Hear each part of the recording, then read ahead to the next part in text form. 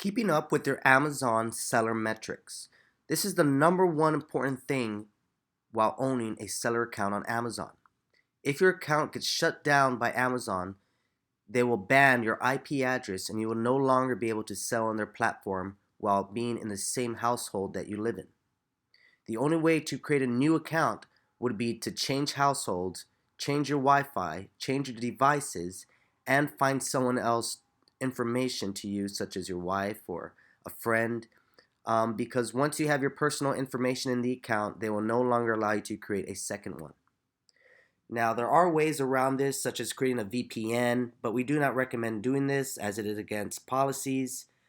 But the number one way to prevent having to even think about that is just keeping your performance metrics up. And by doing this, Amazon will keep your account going and they'll start giving you some great things such as shipping eligibilities and more. So to keep your Amazon metrics up, you want to make sure that you keep these things up as follows. Number one, your order defect rate. This is when you receive negative feedback, an A to Z guarantee claim, or credit card chargeback. In other words, if you start canceling orders, this is going to go towards your order defect rate. The order defect rate is a key measure of your ability to provide a good customer experience. It includes all orders with one or more defects represented as a percentage of total orders during a given 60-day time period. The following are the types of order defects. And as we said, negative feedback, an A to Z guarantee claim that is not denied, or credit card chargeback. Amazon's policies is that sellers have to maintain an order defect rate under 1% in order to sell on Amazon. An order defect rate above 1% may result in account deactivation. That just shows you how serious they are about it. If you go even over 1%, you may get your account deactivated. So you want to make sure you have great feedback coming in, no A to Z guarantee claims on your products, and no credit card chargebacks. Number two, cancellation rate. The cancellation rate is all seller canceled orders, represented as a percentage of total orders during a given 7-day time period.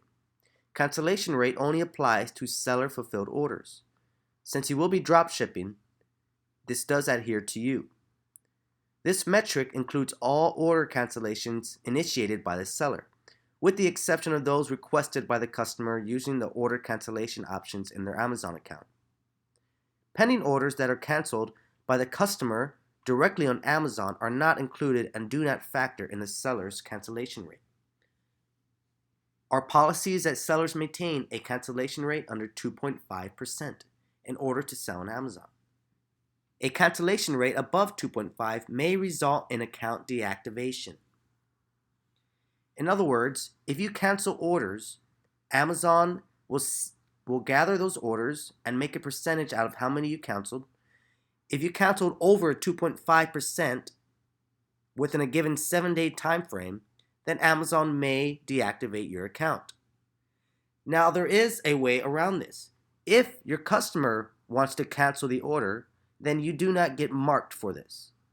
Although if you cancel the order, for example, if you run out of inventory on the supplier's site, then you will get marked for it.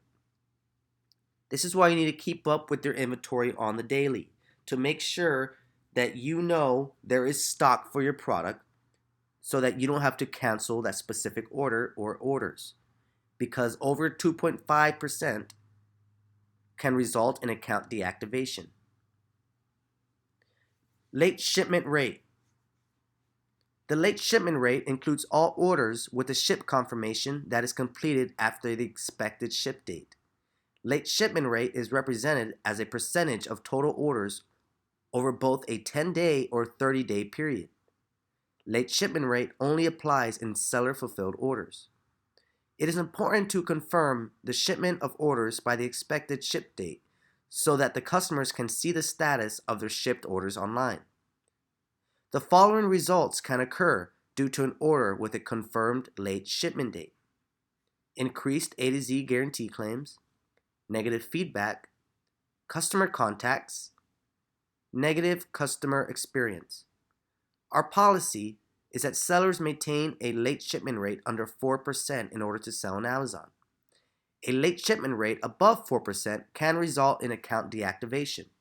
In other words, if you are shipping out your products, although they're not showing up around the time frame that you promised, Amazon will mark it against your account. So you want to make sure that your shipping is set specifically to how long it's going to take for your product to arrive. If your product is going to take 8 days to arrive, then you don't want to set your account to only 4 days shipment time, just so you could get the buy box. It is better to be honest on Amazon than to lie for the buy box and then have to pay for it once you get late shipments. Late shipments can also lead to A to Z guarantee claims. If a customer gets a product 1 day late, they are capable of filing an A to Z claim, getting a full refund, and keeping the product. You will have to give the refund, or actually Amazon will automatically take it out your account, and the customer is able to keep the product. This is why you don't want to be late. There's lots of bad things that can happen from having late shipments. So what I recommend is once you make the sale on your product, order it instantly, and then once you receive the tracking number, go straight to the order and confirm the order's tracking. That way the customer can receive the tracking number as soon as the order gets marked as confirmed. Up next is a valid tracking rate. The valid tracking rate includes all shipments with a valid tracking number, represented as a percentage of total shipments during a given 30-day time period. Valid tracking rate only applies to seller-fulfilled orders. Amazon customers depend on tracking numbers to find out where their orders are and when they can expect to receive them. The valid tracking rate is a performance metric that reflects those expectations. All major carriers, including USPS, FedEx, UPS, and DHL, now offer free tracking. Our policy is that sellers in North America maintain a valid tracking rate greater than 95% for their U.S. shipments.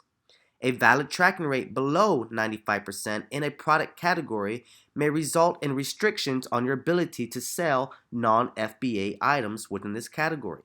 This might also affect your eligibility to participate in premium shipping and guaranteed delivery. When you are shipping out your products, you want to make sure that you are putting tracking numbers on every single order. If you miss some of them, it's going to go towards your valid tracking rate metrics.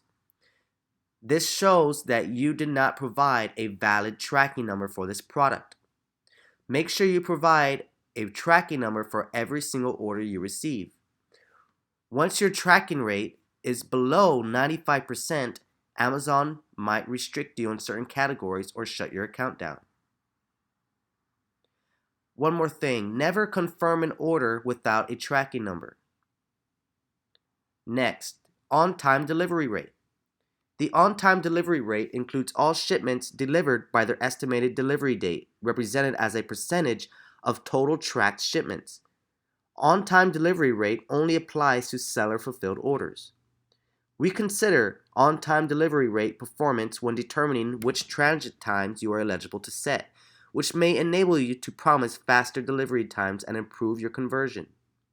We recommend that sellers maintain an on-time delivery rate greater than 97% in order to provide a good customer experience. However, there is no penalty for not meeting this performance target at this time. If you put a 2-day shipping or 1-day shipping and your item arrives 3 days after, then this will go towards your on-time delivery rate. This will end up resulting in a low late shipment rate. Although specifically the on-time delivery rate does not affect your metrics, it will affect your transit times. So if you're able to offer 1-day shipping and you start missing that 1-day shipment date, then Amazon's going to take away that privilege from you. And last but not least, your return dissatisfaction rate. The return dissatisfaction rate measures the customer's satisfaction with the return experience. The following actions can cause a negative return experience. Negative return feedback rate, when a return request has negative buyer feedback. Late response rate, when no response is provided for a return within 48 hours. Invalid rejection rate, when a return is incorrectly denied. Your return dissatisfaction rate is all negative return requests represented as a percentage of total return requests. Our policy is that sellers maintain a return dissatisfaction rate under 10%. At this time, there is no penalty for not meeting the performance target, though customers with unresolved problems are more likely to submit negative feedback and A to Z guarantee claims. If your customer requests a return, make sure you take care of it within 24 hours. Again, a customer can leave bad feedback or request an A to Z guarantee claim. To keep up with your metrics, make sure to go to your dashboard and click on your reports and make sure your feedback is also great. You can track all this in your dashboard, and you can also connect with your sellers through the message board. Make sure you take care of your customers, and your accounts should be great. Make sure you ship out your items on time, and your account should be great. If you follow all of these things here, then your account will be in good standings. Once you figure out how to do that, keep doing it over and over and over to where you never have to worry about having bad metrics. You can continue to have an Amazon account for as long as you can continue to be a great seller.